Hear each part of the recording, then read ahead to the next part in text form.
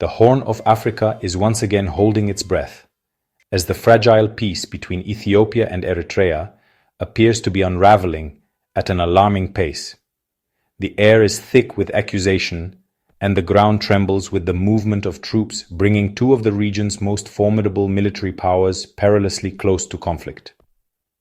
The situation has escalated rapidly, moving from simmering diplomatic tensions to a full-blown security crisis that threatens to shatter the hard-won stability achieved just a few years ago. This is not merely a localized dispute, it is a geopolitical flashpoint, with the potential to destabilize a region critical to global trade and security. Recent weeks have seen a dramatic increase in military activity along their shared border, with both nations accusing the other of preparing for an imminent attack. The international community, from the United Nations to the African Union, is now scrambling to respond to a crisis that could plunge the entire Horn of Africa back into a cycle of violence. To understand the current crisis, one must look back at the long and often bloody history that binds Ethiopia and Eritrea. For 30 years, Eritrea was part of Ethiopia, but it fought a bitter war for independence, which it finally achieved in 1993. The initial post-independence relationship was cordial, but it quickly soured over economic and political disputes, culminating in a devastating border war from 1998 to 2000. This conflict, fought over small, seemingly insignificant parcels of land like the town of Badme, cost tens of thousands of lives and left a legacy of profound mistrust. The 1998-2000 war ended with a peace agreement in Algiers, establishing a boundary commission to demarcate the border.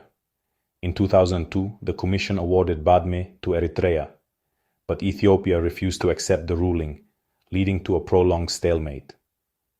For nearly 2 decades, the two countries existed in a state of no war, no peace, with their armies facing each other across a heavily militarized border.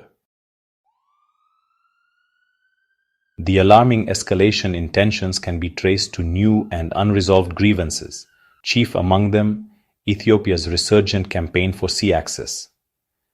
Since late 2023, Prime Minister Abiy Ahmed has made assertive statements about Ethiopia's right to a port on the Red Sea, framing it as an existential issue. His rhetoric is seen as a direct threat in Eritrea, which fears Ethiopia has designs on its southern port of Assab. This dispute is compounded by a breakdown in the personal alliance between Abiy and Isaias, once united during the Tigray War, but now divided over the Pretoria peace deal and shifting regional alignments. Eritrea was excluded from the peace process with the TPLF, fueling suspicion and resentment. Each side now accuses the other of forging new alliances, turning former comrades in arms into wary adversaries. In a decisive move, Ethiopia officially escalated its concerns to the global stage on 27 October 2025. The Ministry of Foreign Affairs dispatched a formal letter to the United Nations and African Union calling for urgent international mediation. By inviting external actors, Addis Ababa is attempting to frame itself as the reasonable party, committed to a peaceful resolution, and willing to subject its position to international scrutiny. Ethiopia seeks to internationalize the dispute, ensuring any conflict is seen as a threat to regional and global security. Foreign Minister Gideon Timotheos's letter emphasized Ethiopia's commitment to good faith negotiations and a vision of shared prosperity. It is a calculated effort to seize the diplomatic high ground and paint Eritrea's anticipated rejection as evidence of its intransigence.